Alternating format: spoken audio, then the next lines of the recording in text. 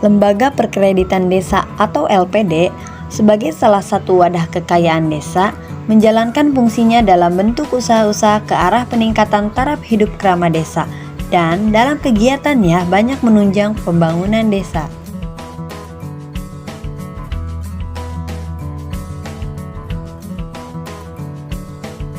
Pemerintah daerah Bali menetapkan keputusan Gubernur nomor 972 tanggal 1 November 1984 tentang pendirian Lembaga Perkreditan Desa.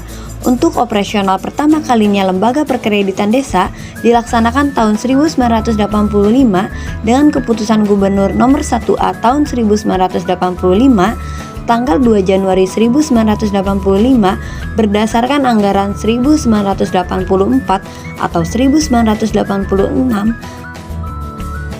Prinsip transparansi diterapkan Lembaga Perkreditan Desa dengan cara mempublikasikan laporan keuangan yang akan disampaikan pada saat rapat paripurna diadakan. Adapun prinsip akuntabilitas yang diterapkan berupa adanya pertanggungjawaban oleh karyawan terhadap atasannya atas tugas-tugas yang telah dilaksanakannya. Akan tetapi, masih terdapat ketidakjelasan di dalam pembagian kekuasaan, terbukti dari masih terdapatnya pembagian tugas yang rangkap. Prinsip tanggung jawab yang dilakukan berupa adanya penganggaran dana sosial yang direncanakan dalam pembagian SHU sebesar 5% dan dalam hubungannya dengan sistem pengendalian internal, Lembaga Perkreditan Desa melakukan pelatihan dan pemberdayaan karyawan. Sedangkan prinsip kewajaran yang juga belum diterapkan Lembaga Perkreditan Desa dibuktikan dengan adanya perlakuan nasabah yang tidak sama antara nasabah yang berasal dari dalam desa dengan luar desa. Lembaga Perkreditan Desa sebagai institusi keuangan mikro menjadi intermediasi antara masyarakat desa dengan lembaga keuangan lainnya karena aksesnya sangat mudah dan mudah terjangkau.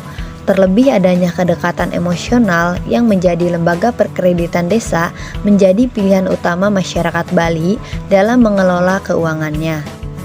Para nasabah yang merupakan masyarakat desa setempat merasakan akses terhadap Lembaga Perkreditan Desa lebih mudah didukung oleh persyaratan kredit dan kecepatan pencairan dana. Kemudahan layanan Lembaga Perkreditan Desa dibandingkan dengan lembaga keuangan lainnya yang harus menyediakan jaminan atau agunan. Peran lembaga keuangan sangat penting dalam meningkatkan perekonomian negara.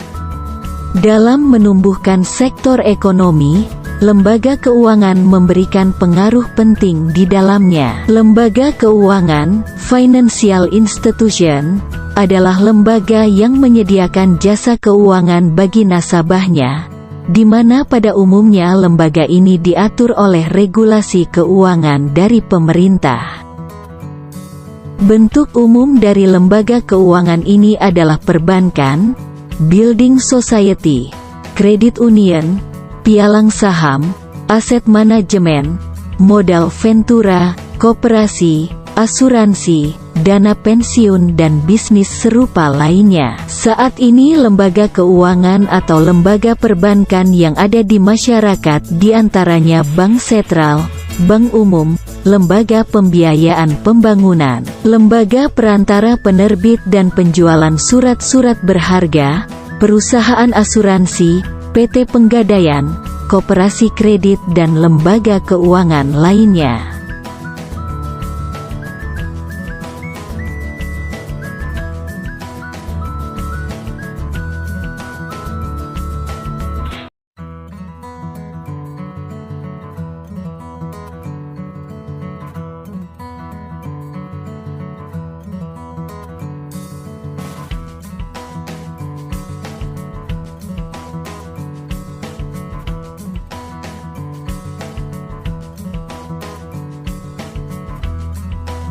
Kondisi perkembangan LPK pada saat ini setelah Undang-Undang Nomor 1 Tahun 2013.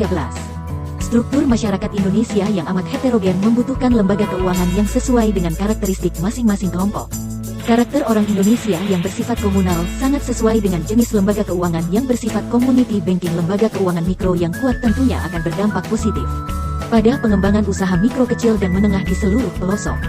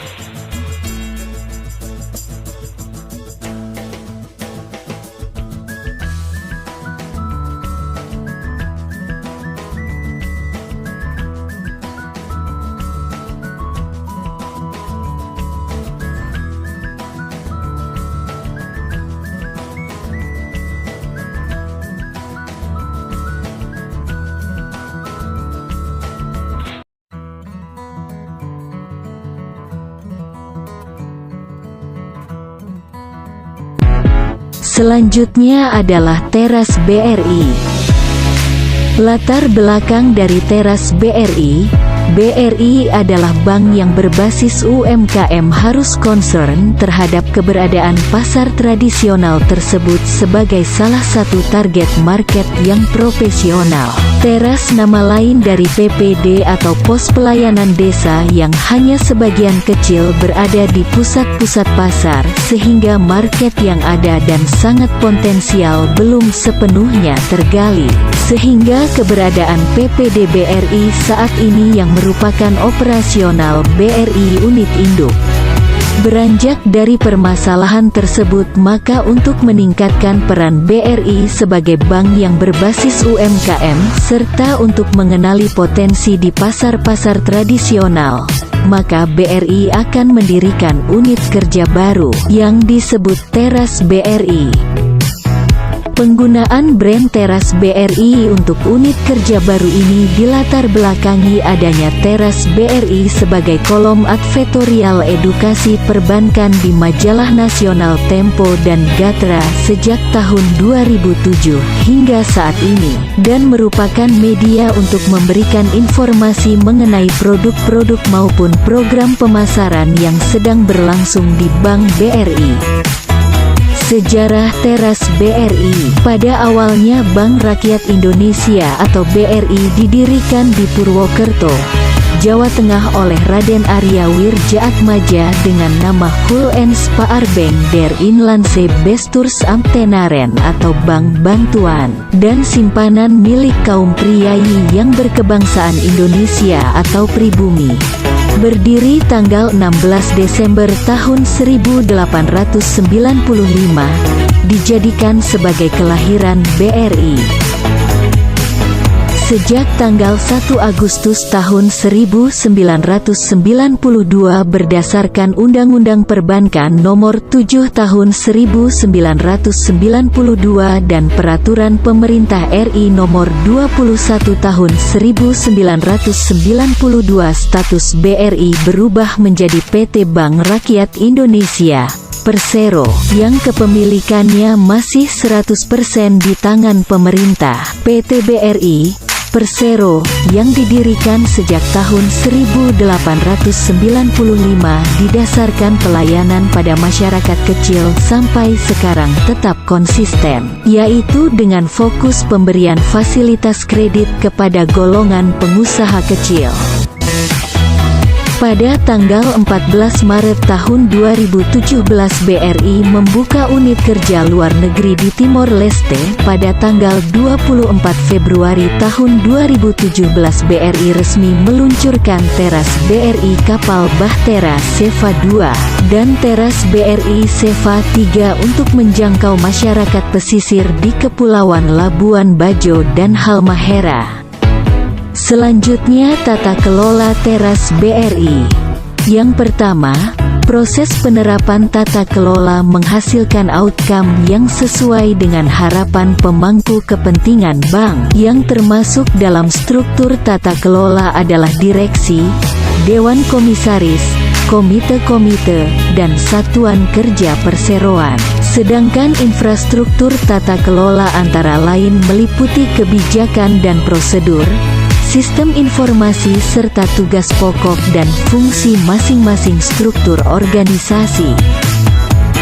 Yang kedua, proses tata kelola, governance proses, bertujuan untuk menilai efektivitas proses penerapan prinsip tata kelola yang baik yang didukung oleh kecukupan struktur dan infrastruktur tata kelola bank sehingga menghasilkan outcome yang sesuai dengan harapan pemangku kepentingan, stakeholder.